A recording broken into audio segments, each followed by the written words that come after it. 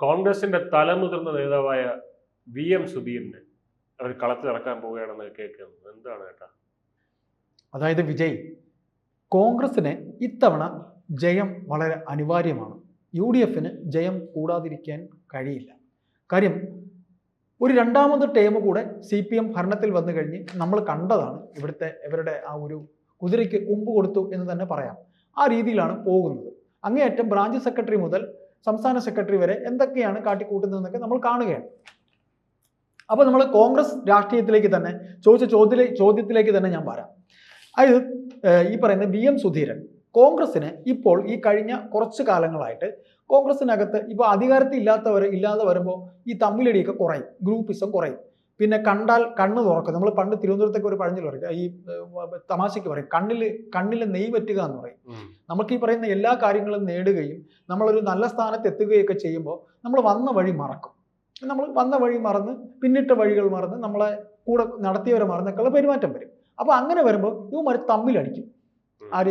ഇവന്മാർ തമ്മിലടിച്ച് മണ്ട കീറി തീരുമെന്ന് പറയും. അപ്പോൾ ഇപ്പം അധികാരം ഇല്ലാത്തതുകൊണ്ട് ചിലപ്പോൾ നമ്മുടെ മോഹൻകുമാർ, തിരുവനന്തപുരത്തെ DCC നേതാവ് മോഹൻകുമാർ ഉണ്ടല്ലോ, മോഹൻകുമാർ പിന്നെ നമ്മുടെ നാട്ടിൽ ഗൗരിച്ചോട്ട, ഞാൻ ഉദാഹരണം പറയാം, ഗൗരിച്ചോട്ട അമ്പലത്തിൽ തൊഴുതിട്ട് ഇറങ്ങുമ്പോൾ അവിടുത്തെ ബ്ലോക്ക് പഞ്ചായത്ത് പ്രസിഡന്റ് മോഹൻ എന്ന് പറയുന്ന നേതാവുണ്ട്, നമുക്കറിയാമെന്നുള്ള. ഞാൻ ഉദാഹരണം പറയാം.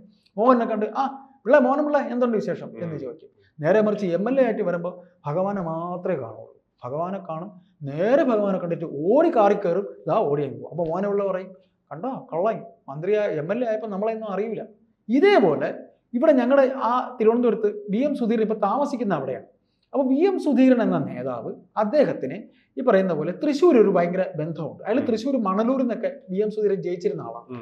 അപ്പോൾ തൃശ്ശൂരത്തെ UDFന്റെ സാധ്യതകൾ, അതായത് സുനിൽ കനകോലു ഇവർ ഏർപ്പെടുത്തിയ ഒരു ഇലക്ഷൻ എഞ്ചിനീയറിംഗ് ആളാണ് സുനിൽ കനകോലു, കർണാടകക്കാരനാണ്. കർണാടകത്തിൽ കോൺഗ്രസ് എങ്ങനെ തിരിച്ച് ഭരണത്തിൽ കയറിയെന്ന് വെച്ചാൽ സുനിൽ കനകോലുവിൻ്റെ ഒരു ആക്ടിവിറ്റി കൊണ്ടാണ്, അദ്ദേഹത്തിൻ്റെ നിരീക്ഷണവും അദ്ദേഹം കൊടുത്ത റിപ്പോർട്ടും പ്രകാരം. അപ്പോൾ അദ്ദേഹം ഇപ്പോൾ പറഞ്ഞിരിക്കുന്നത് VM സുധീരനെ തൃശ്ശൂർ ഇറക്കിയാൽ, VM സുധീരനെ തൃശ്ശൂർ കൊണ്ടുവന്നാൽ, അതുപോലെ വേറെ പല സീനിയർ നേതാക്കളെയും പലയിടങ്ങളിൽ ഇറക്കിയാൽ, അദ്ദേഹം വെറുതെ അല്ല പറയുന്നത്, പൊതുജനത്തിൻ്റെ ഒരു പൾസ് കേട്ടിട്ടാണ് പറയുന്നത്. അപ്പോൾ അത്തരത്തിൽ തൃശ്ശൂർ ജില്ലയിലെ UDF ഈ പറയുന്ന രീതിയിൽ VM സുധീരനെ ഇറക്കുകയാണെങ്കിൽ അവിടുത്തെ തൃശ്ശൂർ ജില്ലയിലെ മണ്ഡലങ്ങൾ ചാലക്കുടി, ചേലക്കര, ഗുരുവായൂർ, ഇരിങ്ങാലക്കുട, കയ്പമംഗലം, കൊടുങ്ങല്ലൂര്, കുന്നംകുളം, മണലൂര്, നാട്ടിക, ഒല്ലൂർ, പുതുക്കാട്, വടക്കാഞ്ചേരി, തൃശ്ശൂർ, ഇങ്ങനെ ഇത്രയും സ്ഥലങ്ങളുണ്ട്. ഇതിൽ CPM എന്ന് പറയുന്നത് 7 സീറ്റിൽ CPM ജയിച്ചിട്ടുണ്ട്, 5 സീറ്റിൽ CPI ജയിച്ചിട്ടുണ്ട്. കോൺഗ്രസ് ആകെ ഒരൊറ്റ സീറ്റിലാണ് ജയിച്ചത്. അപ്പോൾ CPM ജയിച്ചത് ഒന്ന് ചാലക്കുടി, രണ്ടാമത് ചേലക്കരയിൽ, മൂന്നാമത് ഗുരുവായൂർ, പിന്നെ ഇരിങ്ങാലക്കുടയിൽ, CPI കയ്പമംഗലത്ത്, CPI വീണ്ടും കൊടുങ്ങല്ലൂര്, പിന്നെ കുന്നംകുളത്ത് CPM, മണലൂര് സുധീരന്റെ മണ്ഡലം, പിന്നെ നാട്ടിക, ഇങ്ങനെ ഇത്രയും സ്ഥലങ്ങളിൽ ഇവർ ജയിച്ചിട്ടുണ്ട്. ആകെ ഈ പറയുന്ന പോലെ കോൺഗ്രസിന് ഒരൊറ്റ സീറ്റാണ് കോൺഗ്രസിന് കിട്ടിയിട്ടുള്ളത്. അത് ആ കിട്ടിയ സീറ്റ് പോരാ എന്നും ഇനി അങ്ങോട്ട് കോൺഗ്രസിന് സീറ്റ് വേണം എന്നും ഉള്ള ഒരു ഇതിൽ ഈ പറയുന്ന സീറ്റുകൾ ഇപ്പോൾ 7, 5, 12 ഒരു സീറ്റ്, അങ്ങനെ 13 സീറ്റ് തൃശ്ശൂരുണ്ട്. അപ്പോൾ അങ്ങനെ വരുമ്പോഴത്തേക്ക് ഈ 2016 അനിൽ അക്കരെ എന്ന് പറഞ്ഞൊരു നേതാവുണ്ട്. അദ്ദേഹം 43 വോട്ടിനൊക്കെ, തുച്ഛമായ വോട്ടിനാണ് വടക്കാഞ്ചേരിയിൽ നിന്ന് അന്ന് അദ്ദേഹം ജയിച്ചത്. ഇപ്പോൾ വടക്കാഞ്ചേരിയിലൊക്കെ CPM ആണ്. അപ്പോൾ ഇങ്ങനെ കുറച്ച് കണക്കുകളൊക്കെ നിരത്തിയിട്ടാണ് പിന്നെ ഈ കോൺഗ്രസിൻ്റെ മുന്നിൽ അവരങ്ങനെ ഒരു നീക്കത്തിലേക്ക് പോകണം. അപ്പം അങ്ങനെ വരുമ്പോൾ തൃശ്ശൂർ മാത്രമായിട്ട് ഒരു മണ്ഡലമുണ്ട്, തൃശ്ശൂർ മാത്രം, അവിടെ സുധീരനെ നിർത്തണം. സുധീരനെ നിർത്തിയാൽ അതിൻ്റെ ഒരു ഇമ്പാക്റ്റ്, തൃശ്ശൂർ ജില്ലയിൽ മാത്രമാണ് UDF ഈ പറയുന്ന പോലെ അവർ ഈ സുധീരനെ നിർത്തണമെന്ന് പറയുന്നത്. ബാക്കി CPM ജയിച്ചിരിക്കുന്ന ചാലക്കുടി, ചേലക്കര, ഗുരുവായൂർ, ഇരിങ്ങാലക്കുട, കയ്പമംഗലം ഇങ്ങനെയുള്ള സ്ഥലങ്ങളിലൊക്കെ നിർത്തുന്ന കാര്യത്തിൽ കോൺഗ്രസിന് വലിയ താല്പര്യമില്ല. കാര്യം CPM സംബന്ധിച്ച് ഈ ചേലക്കരയിൽ K രാധാകൃഷ്ണൻ പോയി കഴിഞ്ഞിട്ട് ഇപ്പോൾ പ്രദീപാണ് വന്നിട്ടുള്ളത്. അപ്പോൾ അങ്ങനെ നോക്കി വരുമ്പോൾ പിന്നെ ഇരിങ്ങാലക്കുട നമ്മുടെ മന്ത്രി ബിന്ദുവാണ് ജയിച്ചിട്ടുള്ളത്, പിന്നെ കൊടുങ്ങല്ലൂര്. അപ്പോൾ ഇവർക്കിങ്ങനെ CPIക്ക് സീറ്റും ഉണ്ട്. അപ്പോൾ ഇങ്ങനെ വരുമ്പോൾ ഈ പറയുന്ന രീതിയിൽ ഈ സുധീരൻ നിന്ന് കഴിഞ്ഞാൽ അവർക്ക് കുറച്ച് വോട്ട് വരും എന്ന് പറയുന്ന ഒരു തീരുമാനത്തിലേക്ക് അവർ കാണുന്നുണ്ട്. ഇതിപ്പോൾ അങ്ങനെ നമ്മൾ പറയുമ്പോൾ സുധീരൻ വന്നു കഴിഞ്ഞാൽ, സുധീരൻ മാത്രമല്ല ഈ സീനിയർ നേതാക്കളൊക്കെ വരുമ്പോൾ VD സതീശനെ പോലെയുള്ള യങ്സ്റ്റേഴ്സ്, ഇപ്പോൾ കുറേ യങ്സ്റ്റേഴ്സിനെ നിർത്താൻ അവർ ഉദ്ദേശിക്കുന്നുണ്ട് കോൺഗ്രസ്. അപ്പോൾ കോൺഗ്രസിന് എപ്പോഴും അധികാര വടംവലി ഭയങ്കരമായിട്ട് ഉള്ള ഒരു പിന്നെ പാർലമെന്ററി ജനാധിപത്യത്തിൻ്റെ കൂടുതലുള്ളത് കൊണ്ട് അവരെ സംബന്ധിച്ച് അവർക്ക് ഈ അധികാര വടംവലി ഭയങ്കര പ്രശ്നമാണ്. ഇപ്പോൾ സുധീരൻ ആരോഗ്യമന്ത്രി ആയിരുന്ന ആളാണ്, നേരത്തെ ആരോഗ്യമന്ത്രിയായിരുന്നു. പിന്നെ കരുണാകരൻ്റെ മന്ത്രിസഭയിലും ഉണ്ടായിരുന്നു, അദ്ദേഹം സ്പീക്കറായിരുന്നു. അന്ന് മണലൂരിൽ നിന്നാണ് അദ്ദേഹം ജയിച്ചിരുന്നത്. അപ്പോൾ ഇത്തരത്തിൽ നമ്മൾ പറയുമ്പോഴത്തേക്ക് സുധീരനെ വീണ്ടും കൊണ്ടുവരുമ്പോൾ ഈ പിൻതലമുറക്കാർക്ക് ഇപ്പോൾ സതീശനുണ്ട്, രമേശ് ചെന്നിത്തലയുണ്ട്, ശശി തരൂർ വരെ ഉടുപ്പ് വച്ചിരിക്കുന്നുണ്ട്. അദ്ദേഹത്തിന് മുഖ്യമന്ത്രിയാകാൻ വരെ താല്പര്യമുണ്ടെന്നൊക്കെ പറയും. അപ്പോൾ നമ്മൾ പറയുമ്പോഴും സുധീറിന് വേണ്ടി നമ്മൾ PR വർക്ക് നടത്തുന്നു എന്നൊരു പറച്ചിലൊക്കെ സോഷ്യൽ മീഡിയയിലൊക്കെ പറയാൻ സാധ്യതയുണ്ട്. നമുക്കിത് നമ്മൾ ഇനിയിപ്പോൾ അങ്ങോട്ടും പോകും തോറും നിയമസഭാ തെരഞ്ഞെടുപ്പ് അടുത്ത് വരുമ്പോൾ നമ്മൾ ചില ജില്ലകളിലെ താല്പര്യങ്ങളെക്കുറിച്ച് നമ്മൾ ഇനിയും ടോപ്പിക്കുകൾ നമുക്ക് സംസാരിക്കാനുണ്ടാവും. അതിൻ്റെ ഭാഗമായി തൃശ്ശൂർ ജില്ലയുടെ കാര്യം നമ്മൾ സംസാരിക്കുന്നതാണ്. അപ്പോൾ നാളിതുവരെ ഇല്ലാത്ത രീതിയിൽ CPM-ന് പല മണ്ഡലങ്ങളും കിട്ടിയിട്ടുണ്ട്. എവിടെ? തൃശ്ശൂർ പല മണ്ഡലങ്ങളും. ഇപ്പോൾ ഗുരുവായൂരൊക്കെ CPM-ന് അങ്ങനെ അത്ര കണ്ട് അപ്രമാദത്യം ഉള്ളതൊന്നുമല്ല. കരുണാകരൻ്റെ കാലത്തൊക്കെ ഈ പറയുന്ന ഇരിങ്ങാലക്കുട, കൊടുങ്ങല്ലൂര്, മണലൂര്, നാട്ടിക, ഒല്ലൂര്, പുതുക്കാട്, വടക്കാഞ്ചേരി ഒക്കെ കിട്ടിയിട്ടുള്ള തൃശ്ശൂർ ജില്ല കരുണാകരൻ്റെ സ്വന്തം ജില്ലയായിരുന്നു. അപ്പോൾ ഈ VM സുധീരനെ കൊണ്ടുവരുന്നതിൽ എന്ത് വന്നാലും ഇവർക്ക് എതിർപ്പുകൾ ഭയങ്കരമായിട്ട് വരാനുള്ള സാധ്യതയുണ്ട്. ആർക്ക്? ഈ കോൺഗ്രസിന്റെ പുതിയ തലമുറയിൽ. അപ്പോൾ സുധീരൻ എന്ന് പറയുമ്പോൾ KPCCയുടെ പ്രസിഡന്റായിട്ടിരുന്ന സന്ദർഭത്തിലാണ് ഉമ്മൻചാണ്ടി സർക്കാർ ഇവിടെ ഉള്ളത്.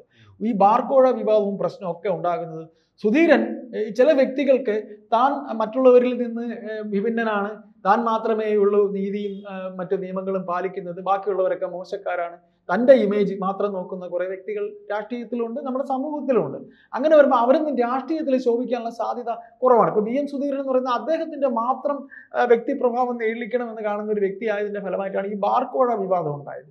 അതായത് ഒരു പാർട്ടി ഭരണത്തിൽ ഇരിക്കുമ്പോൾ, അതായത് UDF ഭരണത്തിൽ ഇരിക്കുമ്പോൾ KPCC പ്രസിഡന്റ്, ഞാൻ വിജയമായിട്ട് നേരത്തെ സംസാരിച്ചിട്ടുള്ളതാണ്, അതായത് നമ്മൾ യൂണിവേഴ്സിറ്റി വിഷയം പറഞ്ഞപ്പോഴാണ്, അതായത് ഇപ്പോൾ CPM ആണ് ഭരിക്കുന്നെങ്കിൽ VS മുഖ്യമന്ത്രിയായിരുന്ന സമയത്ത് CPM-ന്റെ സംസ്ഥാന സെക്രട്ടറി ആയിരുന്ന പിണറായി വിജയനാണ് എല്ലാ കാര്യങ്ങളും തീരുമാനിച്ചതും. പാർട്ടിക്കൊരു ഭയങ്കര ഒരു പിടുത്തമുണ്ട്, നീരാളി പിടുത്തം. പാർട്ടി പറയുന്നതിനപ്പുറം കാല് വയ്ക്കാൻ പറ്റില്ല. ഇപ്പം അങ്ങനെയല്ല. ഇദ്ദേഹം പഴയ സെക്രട്ടറി കൂടെ ആയതുകൊണ്ട് ഈ സെക്രട്ടറി CPM-നെ ഞാൻ പെട്ടെന്ന് CPM-ൽ പറഞ്ഞു, ഇപ്പോഴത്തെ സെക്രട്ടറി അദ്ദേഹം അവിടെ ഇരിയുടെ കുഞ്ഞിരാമ എന്ന് പറഞ്ഞ് ഇരിക്കുന്ന ആളായതുകൊണ്ട് പിണറായിക്ക് എന്തും ചെയ്യാം. നേരെ മറിച്ച് ഏത് രാഷ്ട്രീയ പാർട്ടി ഭരിക്കുമ്പോൾ KPCC പ്രസിഡന്റ് ആണെങ്കിൽ KPCC പ്രസിഡന്റിന് ഒരു വിലയുണ്ടാവും.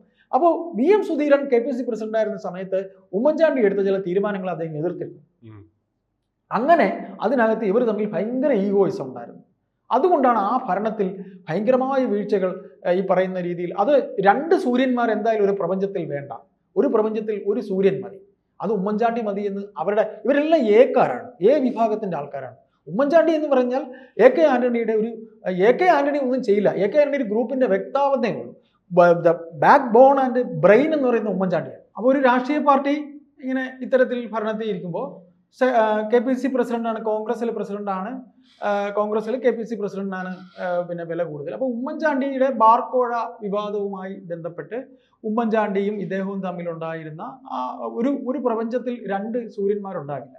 ഒരു പ്രപഞ്ചത്തിൽ ഒരു സൂര്യനെ ഉണ്ടാവുള്ളൂ, മറ്റുള്ള ചന്ദ്രനും. അങ്ങനെ പ്രപഞ്ച സത്യം അങ്ങനെയാണല്ലോ. അപ്പോൾ ഇവർ രണ്ടുപേരും അവരുടെ ഗ്ലാമർ നോക്കുമ്പോൾ ഇവർ രണ്ടുപേരും AK ആന്റണിയുടെ ഗ്രൂപ്പിൽ. ഇപ്പോൾ AK ആന്റണി എന്ന് പറഞ്ഞു കഴിഞ്ഞാൽ AK ആന്റണി നേതാവ് മാത്രമായിരിക്കും, ഉമ്മൻചാണ്ടിയുടെ ബ്രെയിനാണ്, ഉമ്മൻചാണ്ടിയാണ് എല്ലാം ചെയ്യുന്നത്. ഉമ്മൻചാണ്ടി അനുകരിക്കുന്നതോ കരുണാകരനെയാണ്. കരുണാകരൻ എന്ന് പറഞ്ഞാൽ സ്പീഡിൻ്റെ ആളാണ്.